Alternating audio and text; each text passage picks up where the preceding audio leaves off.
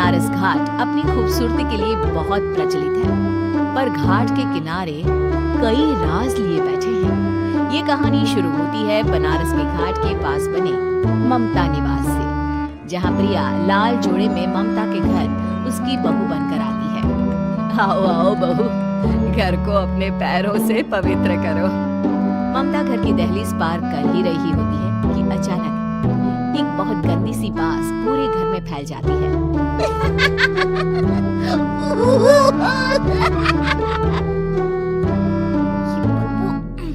और ये आवाजें, ये कौन हंस रहा है माँ?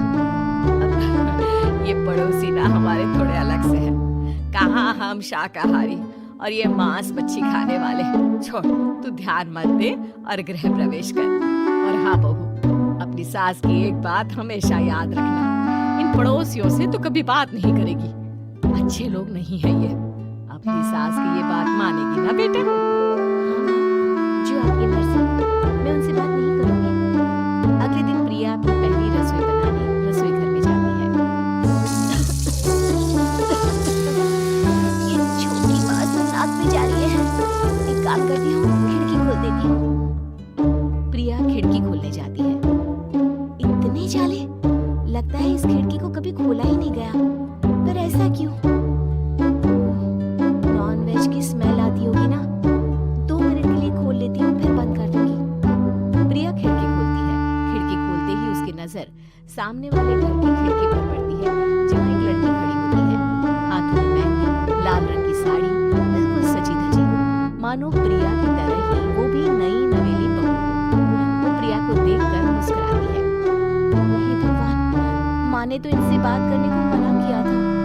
प्रिया फौरन ही खिड़की बंद कर देती है और तवे पर चढ़ी रोटी की ओर देखने लगती है, पर वहाँ रोटी न होकर मछली पड़ी होती है। ये क्या? पहली ही रसोई में इतनी बड़ी गलती। हे भगवान, अब मैं क्या करूं? प्रिया बहुत डर जाती है और फौरन रसोई की सफाई करने और फिर सभी के लिए खाना बनाने लग जाती है। जब वो सबको खाना परोसती है, सब तो ठीक है, मैं बेकार में चिंता कर रही थी। हे भगवान, ऐसे ही बस अपनी कृपा बनाए रखना। रात के वक्त जब सब सो रहे होते हैं, तब प्रिया को पायल की आवाज सुनाई देती है, जिससे उसकी आंख खुल जाती है। ये पायल की आवाज कहाँ से आ रही है? प्रिया उठकर उस आवाज के पीछे छत की सीढ़ियों तक जाती है। तभी उसे बच्चे के रोने की आवाज आती है। प्रिया छत पर जाती है तो क्या देखती है? वही लाल साड़ी वाली लड़की अपनी गोद में एक नवजात बच्चे को घुमा घुमा कर सुला रही है। तभी प्रिया की नजर उसके पेट पर पड़ती है। ओह गॉड, ये तो प्रेग्नेंट भी है। सुनिए, बच्चा सो नहीं रहा है क्या? मैं कुछ मदद करूं? नहीं नहीं, आपके घर वालों को अच्छा नहीं लगेगा, मैं संभाल लूंगी। स्नेहा की गोद से बच्चा हाथ मारकर प्रिया की गोद में आने को छटपटाने लगता है। दोनों घर अगल बगल में बने होने के कारण प्रिया उस बच्चे को गोद में ले लेती है। प्रिया के पास आते ही वो सो जाता है। बच्चे का वो स्पर्श रात भर प्रिया भूल नहीं पाती और अगली सुबह वो छत पर कपड़े सुखा रही होती है। तभी उसे एक औरत इशारा करके बुलाती है। स्नेहा कह रही थी बाबू तुम्हारी गोद में आते ही सो गया। मैं गौरी, स्नेहा की माँ हूँ। बहू, घर आना, बाबू को खिला भी लेना। शाम को जब घर पर कोई नहीं रहता, बच्चे से मिलने के लिए प्रिया छिपकर अपने पड़ोसन के घर चली जाती है और कुछ देर बच्चे को खिलाकर वापस लौट आती है। इसके कुछ दिन बाद ही प्रिया को पता चलता है कि वो मां बनने वाली है। ममता की खुशी का ठिकाना नहीं रहता।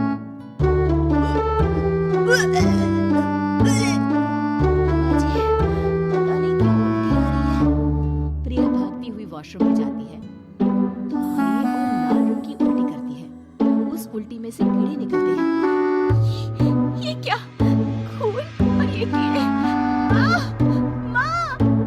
प्रिया की आवाज सुनकर ममता दौड़ कर आती है, पर बेसिन में कुछ नहीं होता। प्रिया हक्की बक्की रह जाती है। ये सब क्या हो रहा है? प्रिया घबरा जाती है और अपने कमरे में जाकर सो जाती है। डर के कारण वो इतनी थक जाती है कि उसकी आंख लग जाती है। तब उसे ऐसा लगता है उसके पेट पर कोई बैठा हुआ। कौन हो? प्रिया के पेट पर एक 5 महीने की बच्ची बैठी हुई थी, जो बुरी तरह जली हुई थी। माँ, तुम ही मुझे लाई ना अपने पेट में। मैं तुम्हारी माँ नहीं हूँ। कौन हो तुम? माँ, देखो मैं जल गई बुरी तरह से। 6 महीने पेट में रहने को भी मुझे नहीं मिला। सहला दो ना माँ।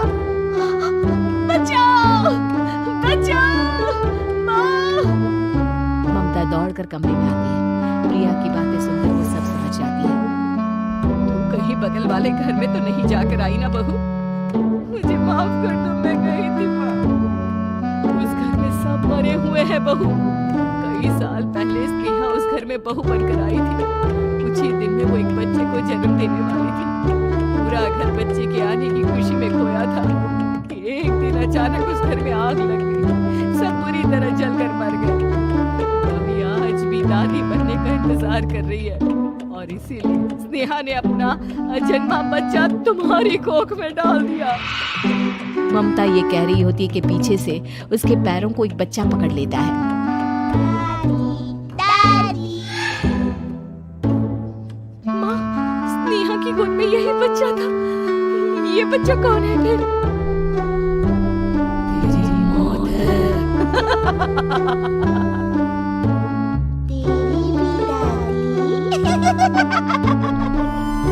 जिस चीज का ममता को डर था, ममता निवास के ऊपर मौत ने चादर बिछा दी थी। प्रिया का पेट ऐसे ही बढ़ जाता है मानो 9 महीने का हो। 2 हाथ उसके पेट से बाहर निकलते हैं। बहू, संतोष को फोन कर, किसी पंडित जी को बुला बहू। प्रिया का पति भागता हुआ घर आता है। ये तो होना ही था माँ। तेरा पाप तेरे सामने आ गया तो तू सह नहीं पा रही है।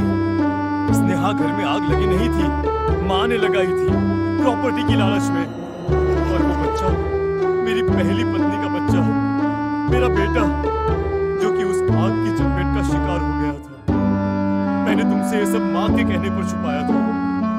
मुझे माफ कर दो प्रिया। तुम अगर चाहो तो यहाँ से जा सकती हो। मैं तुम्हें किसी भी बंधन में रखना नहीं चाहता। मेरी शादी हुई है आपसे, मैं आपको छोड़ नहीं सकती। पर उससे पहले हमें स्नेहा, उसकी माँ और बच्चे की आत्मा की शांति करवानी होगी। संतोष और ममता गौरी के घर जाते हैं। अंदर सब कुछ जला हुआ होता है। जमीन पर जली हुई लाशें बिखरी हुई थी। ममता रो रो कर अपनी करने की माफी गौरी से मांगती है।